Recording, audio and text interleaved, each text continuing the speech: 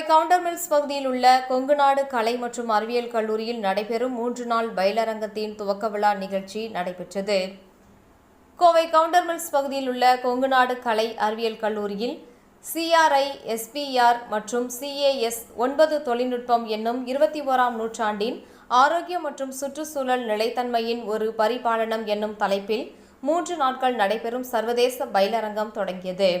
இந்த விழாவுக்கு கொங்குநாடு கலை அறிவியல் கல்லூரி செயலாளர் டாக்டர் CA வாசுகி தலைமை தாங்கினார்.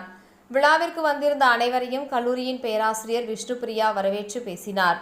வருகின்ற 11ஆம் தேதி வரை 3 நாட்கள் நடைபெறும் இந்த பயிலரங்கத்தை லண்டன் வெஸ்ட் மினிஸ்டர் பல்கலைக்கழக பேராசிரியர் கல்பனா சுரேந்திரநாத் தொடங்கி வைத்தார். விழாவில் அவர் பேசும்போது, இந்த கல்லூரியின் நிறுவனர் டாக்டர் ஆறுசாமி 25 ஆண்டுகளுக்கு முன்பு முற்போக்கு சிந்தனையோடு பயோடெக்னாலஜி பாடப்பிரிவை இந்த கல்லூரியில் தொடங்கி வைத்தார்.